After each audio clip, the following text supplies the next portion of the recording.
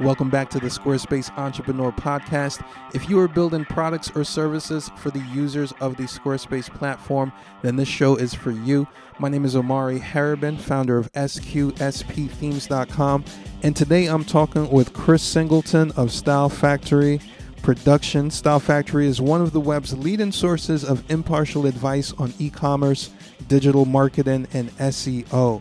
Just so happens that I met Chris, or found Chris, via Google search engine results. And it's been years now that we have been meaning to get on a call. And so I figured we would kill two birds with one stone today and not only get to know each other, but also share the conversation with you so that you can get to know what Style Factory is all about and how they can help you grow your e-commerce business.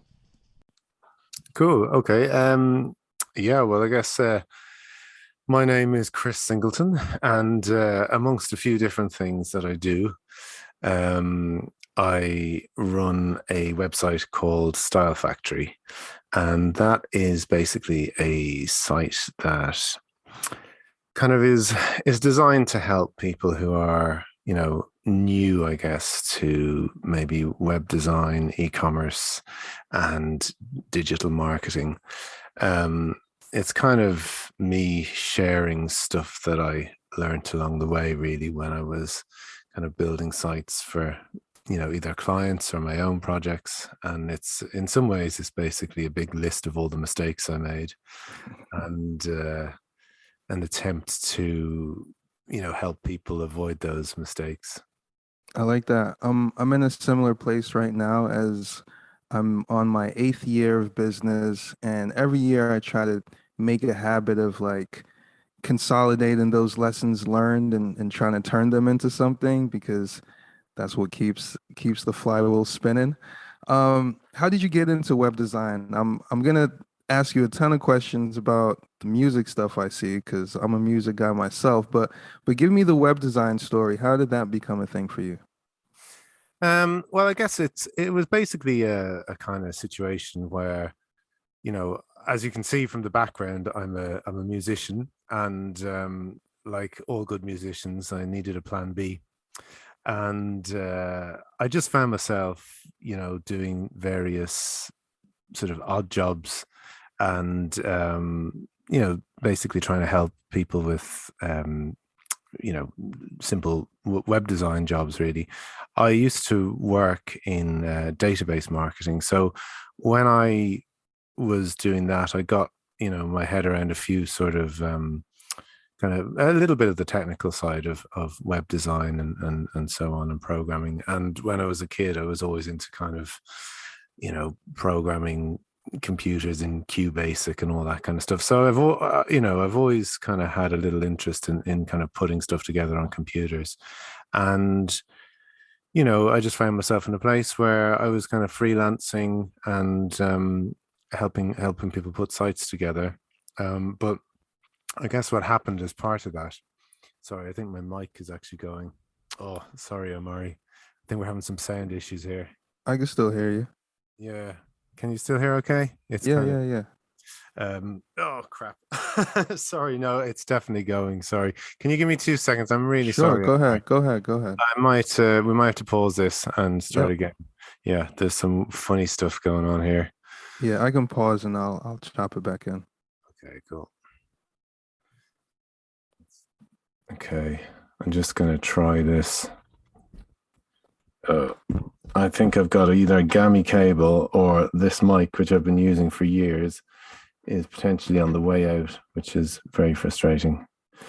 Yeah, okay. That's probably sounding a lot better now. So I can't remember what I was waffling on about.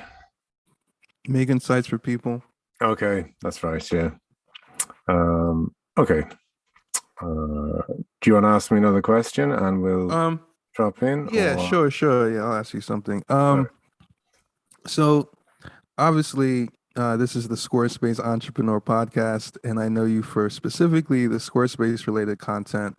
But obviously, you use multiple platforms.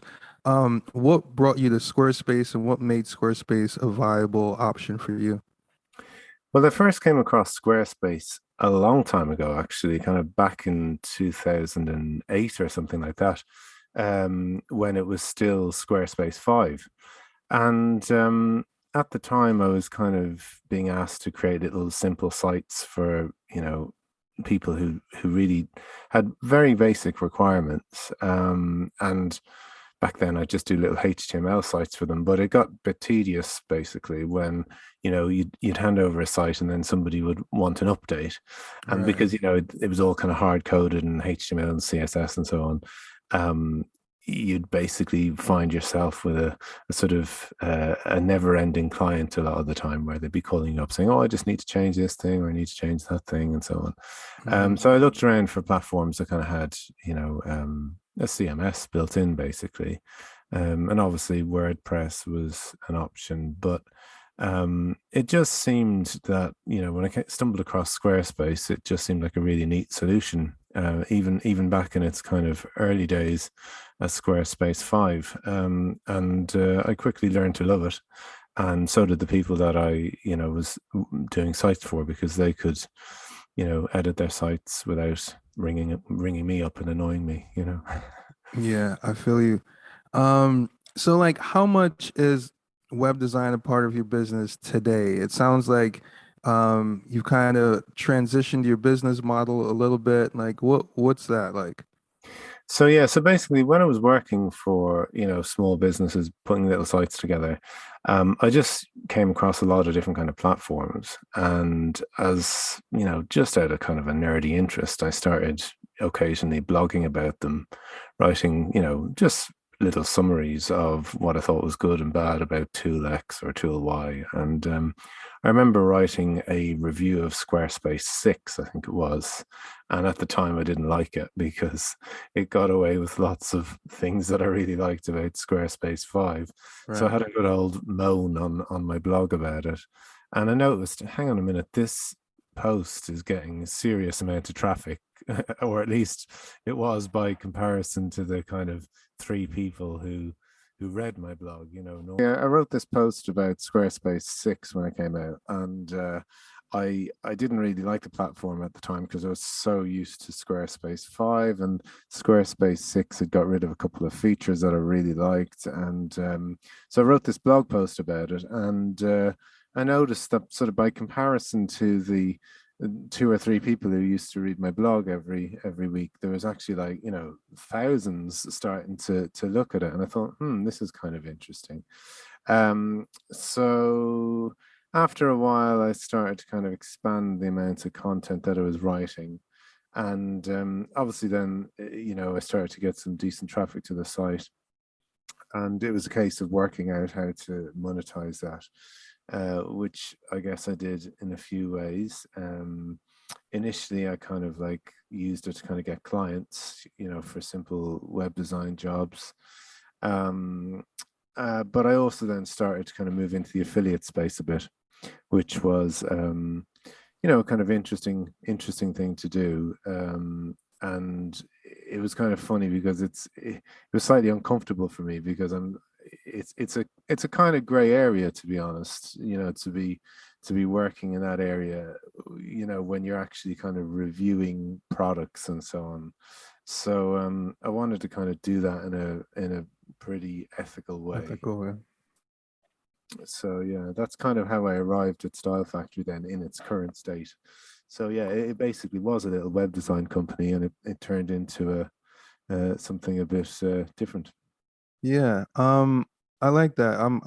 I think I've had somewhat of a parallel experience with that, where I noticed once I had one post that or no, I had one affiliate that I don't even remember where I put the link.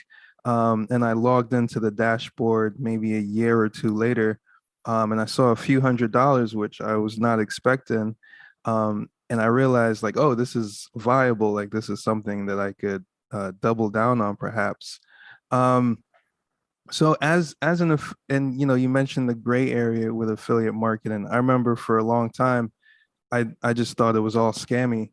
I thought anything that wasn't, a client paying me directly or salaried or anything Mm. was like not legit. I always thought those things were like illegitimate until I realized otherwise. And now it's a healthy chunk of my business is that affiliate revenue. How has that affected your lifestyle? Have you experienced any lifestyle shifts as a result? I know you're a father as well. Yeah, I mean, I suppose it's initially when I started doing it, I kind of managed, I think, to get a kind of nice sort of work-life balance.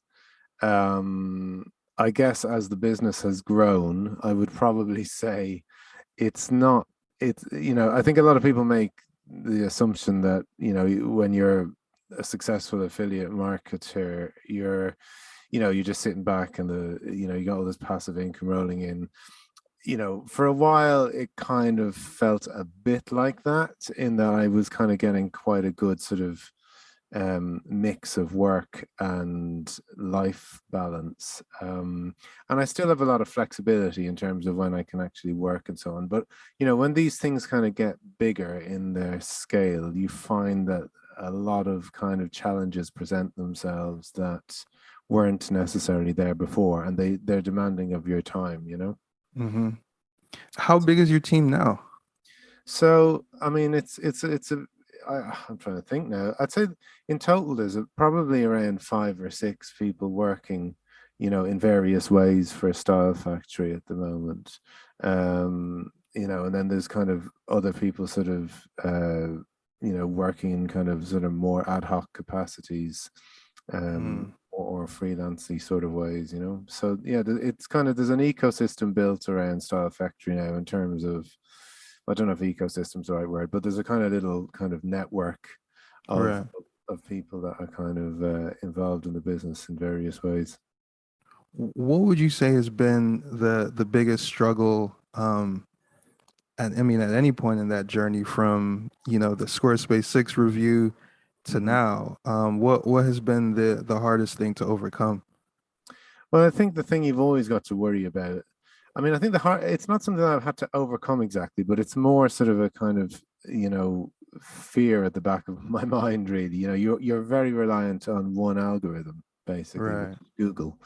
And, you as a content sort of provider, as it were, you try to follow the rules and so on. But it's stressful knowing that, like, one core update could actually totally change the nature of your business or its profitability and so on. So I mean, with that in mind, I've kind of, I've kept some clients on for web design projects and so on, that kind of right. worked with for a long time, because I'm somebody who's quite risk averse. Hmm. So I like to try and, mix things up to make sure that if one income stream sort of disappears, there'll be something else that can kind of keep it going. Uh, Yeah, but that's the main challenge, I think, of this kind of line of work, really. And I think it's funny. I was talking to a friend of mine who works in the affiliate space in a very different kind of area, and his site just got sort of whacked recently by some sort of Google algorithm update, and we were just kind of saying that, really, to feel 100% secure in what you're doing in this line of work, you want to have about 10 websites, not just one or two. Uh, yeah, because it is that's the challenge. So, on the whole, I've been lucky with Google algorithms. They've generally been, they've either ignored favorable. me or been kind, Yeah, with one exception, really. Which wasn't pleasant, but you learn from it, and do your best to kind of recover. yeah. Managing that uncertainty is something we talk a lot about on this show. Yeah. Um, because we all have to deal with it, especially as entrepreneurs, where the course isn't already charted. We're the ones that are charting it. Um, Tell me about music. Like, how much time do you still have for that these days? How involved are you as a musician? Yeah, well, I mean, to be honest, it's my main passion, but recently it's been hard to fit it in, if I'm honest with you, because trying to scale a thing and you know keep on top of of the business and juggle family life and all the rest of it, it's definitely got more difficult to do. So what I'm trying to work out at the moment, and in a way it might end up being quite good for the business, I'm trying to kind of look at systems that will actually help me free up time, Yeah. because I really feel as a kind of, for the sake of my mental health, I need to be doing more music. It's just who I am. It's who I always was. Yeah. Um, and at one point I kind of had it nice in about 2018, where there was like a balance between what I was doing as a business person, I guess, and a Mm-hmm. musician, and I was getting to do some decent tours and release stuff and all that, and it was good. But I think particularly with the pandemic, where we saw a lot of activity in the space I work, in the e-commerce area, in many ways it was good because there's a lot more traffic to the site, because a lot more people were kind of moving their businesses online, but it also made everything a lot more competitive in terms of Mm-hmm. the number of people writing about the sort of thing that I do, and or the sort of stuff I write about and so on. So Yeah. so yeah, it's more challenging to kind of balance that music and work stuff. Um, but if I can work out how to get the balance back, it'll probably be good for the business, because it will mean I'll have put in systems and got the right people involved to actually let it run itself a little bit more than it currently Right. does. Yeah, no, I know what that's like. At this part of the show, I typically turn the table around and I give my guest an opportunity to ask me a question or two. So if you have anything for me, you could, Yeah, cool. Well, I mean, I'm always kind of really intrigued by your and not intrigued, I suppose. I found your plugins very useful in a lot of contexts, and that's how I came across you. Kind of needing little snippets of code that made my Squarespace sites do things yep, that they wouldn't otherwise do. So yeah, I really admire your collection, and actually I'm actually an affiliate partner of yours, in a little way. We kind of showcase your plugins on Style Factory in various ways. So I guess, yeah, how did you get into that, and how do you kind of code them yourself, or do you hmm do you get other people, you know yeah, are you a reseller? How does it work? yeah. So my first offering was Squarespace tweaks, which was me doing CSS tweaks and a teeny little bit of JavaScript that I could, Mm. figure out.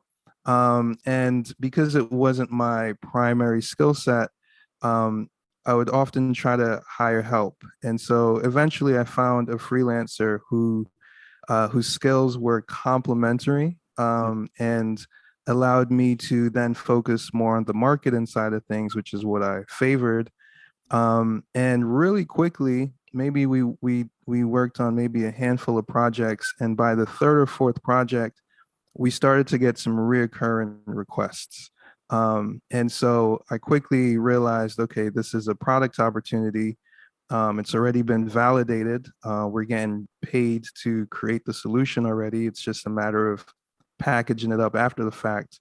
And so the freelancer who I was working with, he's actually from the Ukraine, and he, I said, hey, we could do this thing, Yeah, yeah. and in 3 lines, we were like, we made a virtual handshake agreement, and we kind of rinsed and repeated that process for a few years of taking in client work, and some of it fed into becoming a plugin, and the rest is kind of history.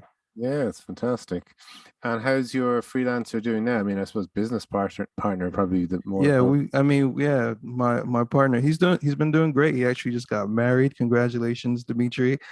So yeah, I think it's changed both of our lives, Yeah, making that little pivot and yeah, yeah. making that happen. So It is funny how little kind of things sort of, in my case, writing that one blog post, and hmm in yours, just realizing through, repeat requests for particular bits of work. yeah, It's funny how these little things kind of lead on to bigger things, Mm-hmm. which is interesting because I think that uh, a lot of people kind of think that entrepreneurship is about having a business plan from day one and it's all very Yep. structured and all the rest of it. But I think a lot of the time it's quite things start out quite organically. You have a little brainwave or something, Yeah. and then after that, once it starts making money, that's when things get a bit more structured and Yeah. systems start getting put in and Yeah. all. But you kind of got to be put a little bit of, you got to put something out there, Yeah, or kind of get your feet wet, and then when that opportunity comes along, it's a lot easier to capitalize on because you already know, yeah, how exactly. the space works. So, Yeah, um, yeah, man. yeah, Now I'm in a place where, well, I will affirm your point about music and how it will help the business. Like I took from maybe end of November till now, I've kind of been like all in on music, like, oh, great. back again, which I hadn't been for years, probably since my son was born, and he's 8 now. And it made me feel like myself. Yeah, It gave me back the confidence to like reapproach the business as me versus as, part of myself, kind of fractured. that's really Um, interesting. yeah. Because I kind of, yeah, I mean, I find myself in a strange place at the moment where, this thing has kind of got to the point where it really is quite a sizable publication. And then Hmm. you kind of start wondering, like, what is your identity here? Are you a musician or are you, I don't know, an editor, a website Publisher, owner, yeah. whatever.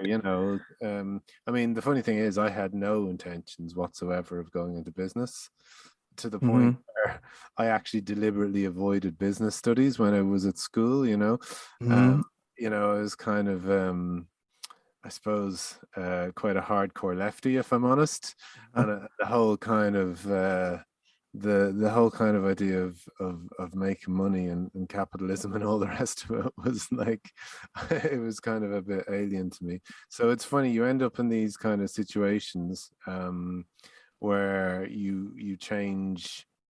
I guess you just find yourself doing a thing, Yeah.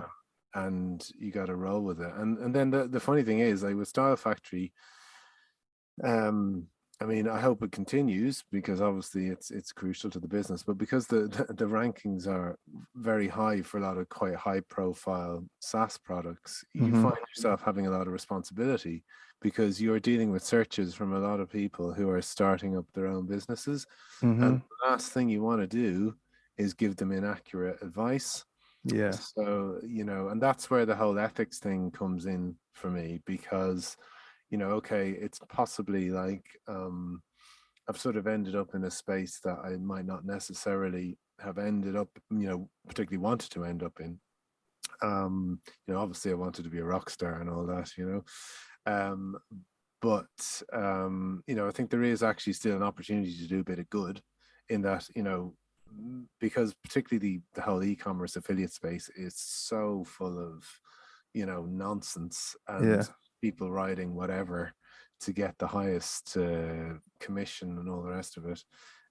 There is actually an opportunity to provide some honest content out there. And if I'm honest, I think that's I think that's probably why the site does well, Right. whatever about SEO tactics and all the rest of it. Hmm. Yeah, Yeah. It's interesting. I was thinking about that today, the SEO in general, and there was a period of time where I was obsessed. I was obsessing over it, and then I kind of let go. And since then, my perspective has been more so. Um, it it it's almost as if the algorithm catches up with like reality at certain points, because Google's goal and intention is to deliver the most ethical, the best, the most trustworthy, authoritative content, and so actually just focusing on that honesty or the trustworthiness or your actual authority within a space, um, it actually does work in the long term. That is the long term strategy. building those relationships. I've had relationships with you for years, via email, and small relationships over time add up, and there's a compounding effect that results in a better Google search. But most SEO experts don't explain it like that. They want you to focus on all of the nitty gritty, which The ranking signals and all the the rest. signals, yeah. And that's, it's a tricky thing to balance. But I do remember that when I was obsessing over all the signals, um, I'm not sure how valuable that was. Yeah, I mean, I think there's a huge amount of pressure really that comes from, as you say, obsessing about SEO. Um, I guess there's two forms of it. One is that you are constantly worried about, your analytics, and you start obsessing about, you know, minor dips in traffic, and it's a weird thing. I suppose like everybody, to some degree or other has a boss, Hmm. even, even if you're doing this kind of thing. Okay, in this case Google is our boss really, Hmm. certainly my boss.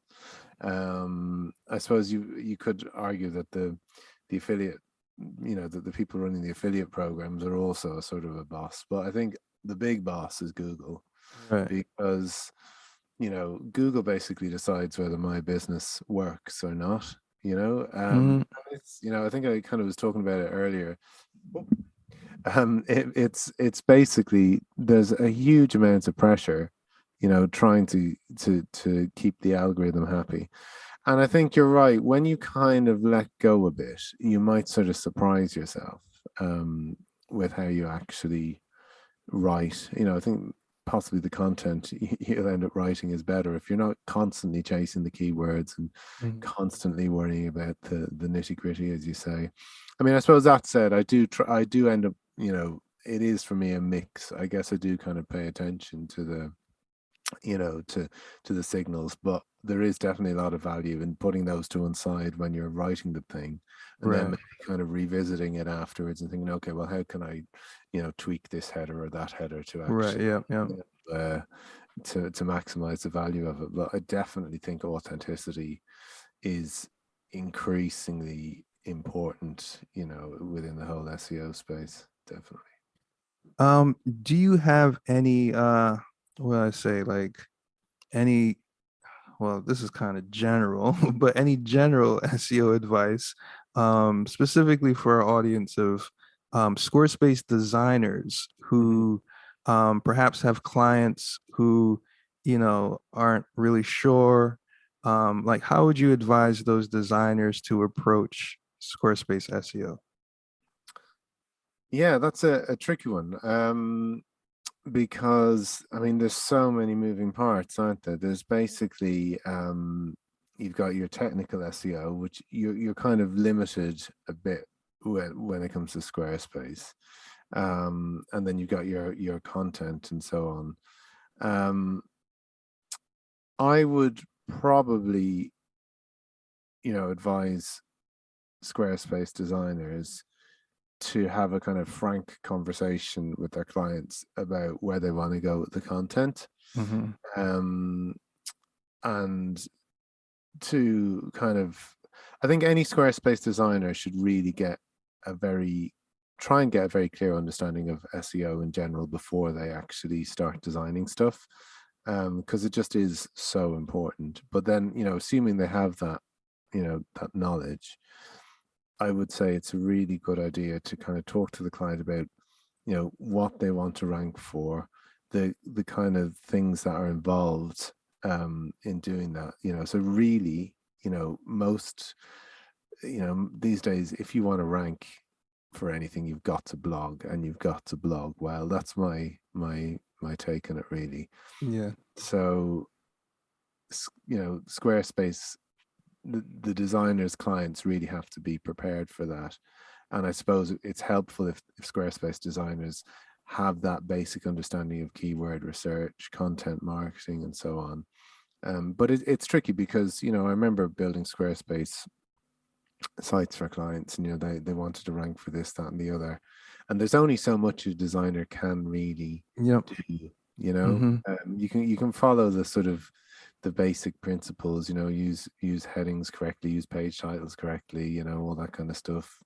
Optimize your URLs, all the basics. I mean, that's just a given, really. But it's about thinking about content strategy. And I suppose like, the thing is like, is that the Squarespace designer's job? Right. You Yeah. know, Mm-hmm. because you know when you hand something over to a client as a designer, really it's more the case that a marketing expert needs to step in at that point and take over. Yeah. Mm, but I suppose it doesn't hurt if a Squarespace designer can impart the basic knowledge to a client, like you know, so precisely things like that, you know, to fill out all the SEO fields on a page, to use headings rather than bolding all the text and Mm-hmm. stuff like that. You know, the core principles. It's always good to be able to share with clients, but you know, is it the Squarespace designer's job to actually come up with a content strategy and do a load of keyword research and so on? I mean, Yeah. maybe depends how far deep you want to get involved in. Yeah.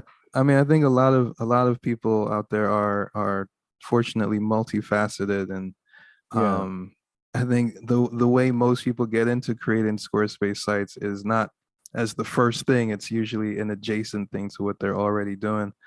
And they kind of just add it on as like, now I yeah, do this too. yeah. Um, I suppose you kind of want to upsell. It's like the fries, isn't it? Or yep, whatever, at like a fast food joint, you know, or a milkshake or something. Do you want a milkshake with that? Do you want some SEO with that? yep, But I guess you have to be good at it. That's the thing, you yeah. know, or you'll end up with, you know, disappointed clients. That's the problem. And So last question I have for you, Chris. yeah, You mentioned possibly having multiple websites is a way to diversify. Have yeah. you have you tried expanding your portfolio of websites? Is that something on the horizon for you, or is it just, optimizing what you have? But funnily enough, I do have another site, and weirdly, it actually gets more traffic than Style Factory. Is it? Totally by accident. um, it's I noticed I'm from Dublin in Ireland originally, Okay. and I noticed when I go back there that they over recent years they've been kind of sort of improving the public transit system. But one thing they haven't been improving is the actual maps of the system. So, you know, if you get on a train, you'll see a train map. If you get on a tram, you'll see a tram map. Mm-hmm. Um, you know, if you get on an airport coach, you'll see the airport coach map. But you don't see it all together. Like, so in London, where I live now, you know, you go to a tube station, you pretty much see everything, you know, all the main stuff on one map. So I thought actually it'd be pretty cool if there was like, you know, a map for Dublin public transport. So I got together with a friend of mine, a designer, and we made one. And then I thought, okay, well, actually, now it'd be kind of cool if this sat on a website that actually told you all about public transport in Dublin, which Yeah. again is something that exists in London, but oddly not Dublin. So I put together a little site actually on Squarespace. You know, it's just a really simple Squarespace 7.0 site. Mm-hmm. Um, but it gets tons of traffic because basically there isn't a map for the public transport in Dublin, and there isn't a website which kind of puts it all in one place. Mm-hmm. Uh, for some reason, like in Ireland, they kind of all the transport information is on one site for the whole of the country, which kind of makes sense in some ways because it's, you know, it's a small country, a small population. But for me, Dublin's a big enough city to actually merit, you know, a decent Mm-hmm. transport map. So I put that together, and simply because really it was an untapped niche.